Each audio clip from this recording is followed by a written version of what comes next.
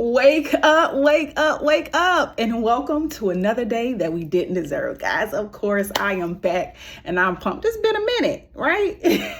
It's been a while and I make no apologies, but I do want to tell you a little bit about what's going on. Let you know what's going on just in case you have some of the same thing, and that way we can tackle it together. Okay, so whenever I get into a certain state of mind, right? Sometimes I withdraw and I retract a little bit and I go MIA, especially from social media, right? And this situation was absolutely no different. However, I do believe that because God is doing a new thing in this season for me, man, he made me deal with a couple of things, right? So this state of mind for me is overwhelmed, right? I got to a place where I was simply overwhelmed, right?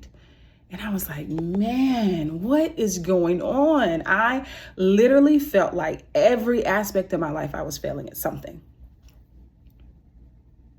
And you may be thinking like, girl, what?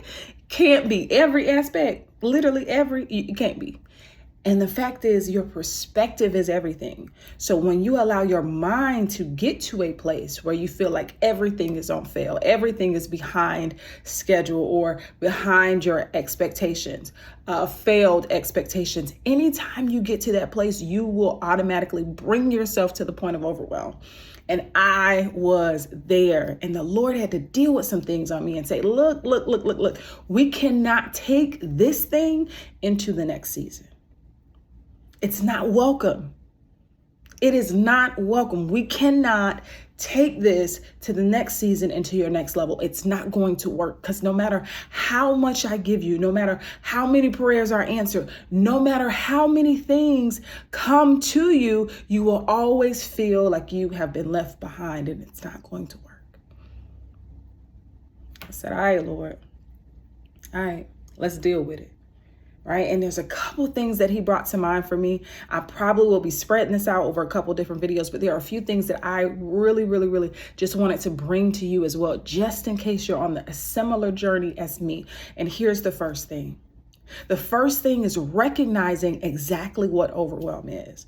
Here I am, right? Literally trying to call down all heavens like, oh no, I'm trying to cast down the devil and doing all these things. And I'm sitting up here praying like, Lord, you said no weapon formed against me will prosper. And I'm literally calling out heaven, and the Lord simply let me act a monkey. I'm going to let you act a fool until you're truly ready to deal with it. And it was at the point that I became not even just silent. I am one of those people when my hands are tied and I feel like there's nothing left to do. It's not even just silence. It is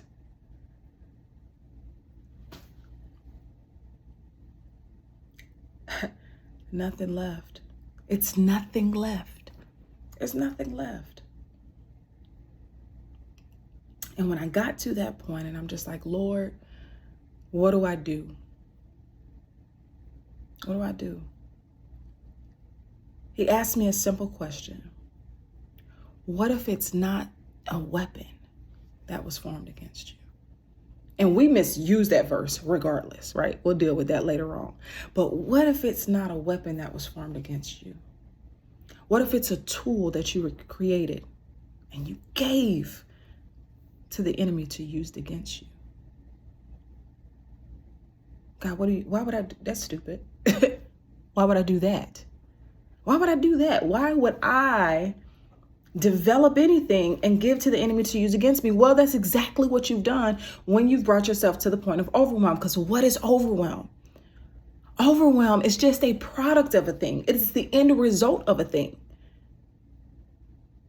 It's just like instead of we're up here in business, right? And we're trying to sit up here and we're trying to come up with the recipe for success. It's not the recipe for success, baby. You have created the recipe for stress when you have gotten yourself to a point of overwhelm. Overwhelm is simply just a recipe that you have concocted together and you've repeated over and over and over again, and you've come out with the end product of a thing. So what is it? Overwhelm is a lack of trust in who God is.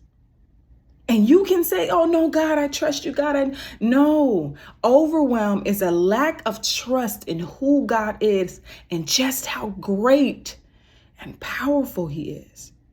When you keep that at the forefront, when you truly understand it, when you truly believe it, because your belief reflects in your actions, when you truly believe it,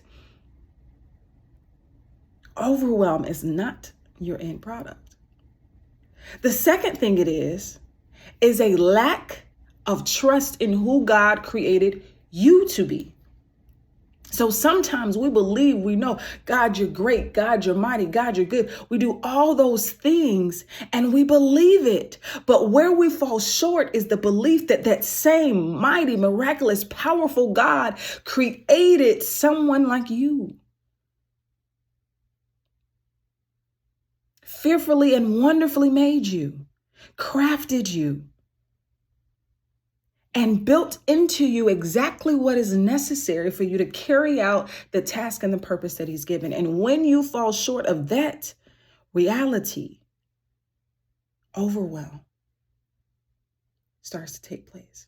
You see how you get a little bit of that mistrust of who God is, a little bit of mistrust and lack of who you are. And then you come in, watch this. And then you come in a misplaced yes and a retracted no, right? Because sometimes we get into this groove of things where God is taking us in one direction. He's taking us in one place. And just because it seems like a good thing to take on, we may say yes to something we should have said no to. We may say no to something that we should have said yes to. So when we become disconnected from the source, from the Holy Spirit that gives us our daily instructions and our daily directions for things, then we begin to take on things that was never ours to take on in the first place. And again, you add to your recipe. You add to your recipe. And the more and more you do that, the more you're creating this product of a thing. And then we sit here and give the devil too much credit. Like he literally has that much power to do anything. So it is important, and this is what I'm doing in this season, and I'm allowing God to, and he's been peeling back some layers. Okay, he's been peeling back some layers on this thing called overwhelm. And this is where I was mistaken in my own mind, is to think that I could operate in a cycle of this insecurity, that I can operate in this cycle of procrastination, that I can operate in this cycle of coming up short. Sometimes it is my own expectations that I fail. I have found out in this little trial time of a test that God has been taking me through, I have found out that oftentimes I just misalign expectations. Sometimes I don't give myself enough time to complete a task or complete a thing. And when you do that for so often and for so long, when you spend 15 years doing that, sometimes you have to take a little time to peel back the layers. God works miracles, but he also does healing. And sometimes, especially in today's world, we want something so instantaneous that we overwhelm ourselves for something that was never meant to be that way in the first place. Sometimes it requires a little slow cooking. And for me, because this is an area that can be one of my biggest challenges, it requires time to peel back those layers and truly deal with the source of a thing. A lot of times we try to deal with something.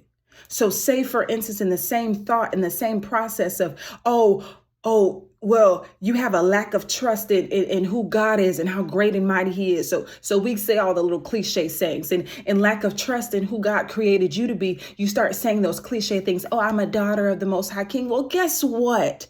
Sometimes those things just aren't deep rooted in you. For me, I had a hard time. I would say that and I would repeat that, and I would try to bring certain energy back into my life without realizing that that's something that I heard, but I had no anchor. I had no source for it. When you don't understand what the benefits of a daughter truly is, when you say you're the daughter of the Most High King, it sounds good, but has no weight. I had to get to a place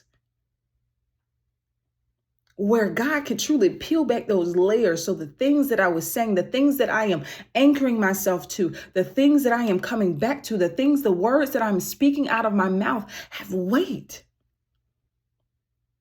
Have weight. Not just weight in meaning, weight in the root and the anchor that it creates within you. It's those anchors that you're going to need to move forward. It's those anchors that you need in order to get through the day to day. Yes, there are some God-sized dreams. Yes, there are some God-sized things that we will not ever accomplish without the Father. But there are also some things where God has given us the capability. He's given us the power. He's given us the strength. If we could stand up. He's given us a little something to work with ourselves.